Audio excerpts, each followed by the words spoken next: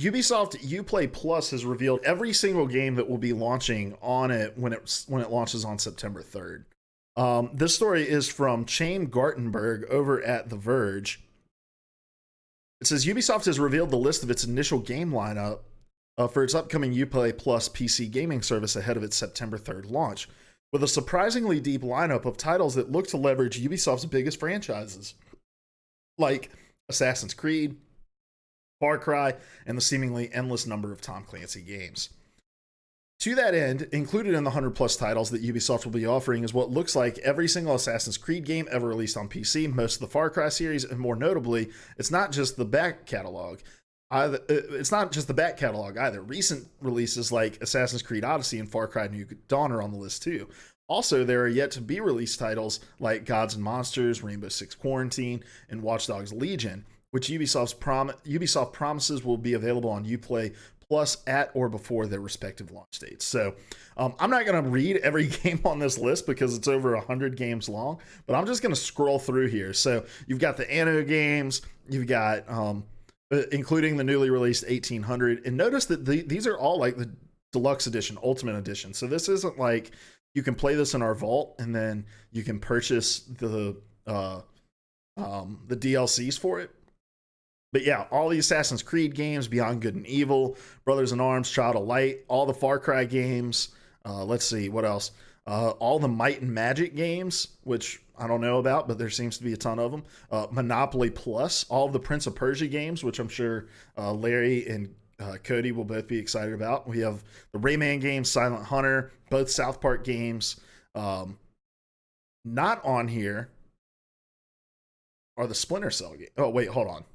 Yeah, they are. There they are. Tom Clancy Splinter Cell is on here. Rainbow Six, both Rainbow Six Vegases, which are both awesome games.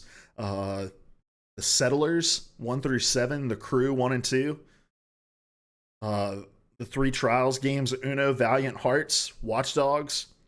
So yeah, tons and tons of games on this. This is an awesome value. At $15 a month to get this entire back catalog and also brand new releases, like I don't know. In this Verge article, he goes on to talk about, like, here it is. The biggest question though is whether all of this is worth $14.99 per month, a fairly expensive price compared to EA Origin Access, which is $4.99 per month or $30 per year, or Microsoft's Xbox Game Pass, which costs $9.99 but includes both console and PC games, which, in my opinion, well, not in my opinion. First of all, EA and Origin Access, yes, they are $4.99 a month, but I think that Origin Access Premier, the one where you can play like the newest games, right, is $15. Pretty sure it's either $12 or $15. And that's to play, like, you know, your Battlefield 5s and any of the newer releases from EA. And the Vault, I don't think, has over 100 games in it for EA either.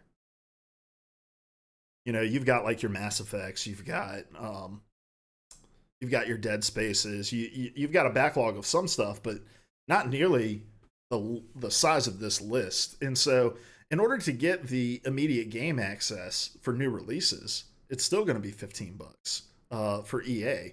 The Xbox Game Pass comparison makes a little bit more sense, but how many games are really coming day and date to Xbox Game Pass outside of games that are already exclusive to Microsoft? Which may prove a better value as we move on and like this new stable of studios start releasing things. But I don't know. I think this is a deal, man. $15, especially if you're into like Assassin's Creed or Far Cry, like into these major series where there's just this backlog of games, like all these Tom Clancy games in here, all the old school Rainbow Six, the Ghost Recon Advanced Warfighter is missing from here, which I don't know if that ever had a PC release, but those were awesome games that aren't included. Both Rainbow Six Vegases are great. Ghost Recon Future Soldier is another really good one. So I don't know. This is a steal. 100 games for $15 a month, and then you can play all these new releases that are coming. Why would you not do this? We are reaching a tipping point, though, right?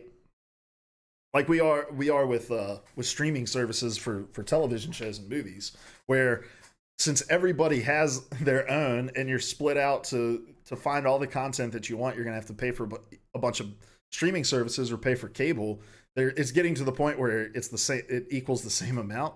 I think games are a little different though, right? Especially if you're somebody who plays, 20, 30 new games a year. Maybe not even, maybe they're not all full $60 releases, but if you're playing enough games a month, a year, then paying $15 a month, $30 a month, like for a couple of these streaming services, I think it's just totally worth it. Like, why would you not do that? So I don't know. I'm here for these for the streaming future. I do think it may get a little out of hand, especially when companies with smaller catalogs are going to try to do it. Um, or companies who will try to do it but really gate their brand new content behind some sort of other level. Like, but I don't think we're quite there yet. But I could definitely see us getting there easily. But yeah, you can go check this out if you type !show notes in the chat. You can find a link to all the stories that we use, and then you can click on this list and read through all these games. But it looks like probably about 90% of what you would expect to be on here is on here, if not more.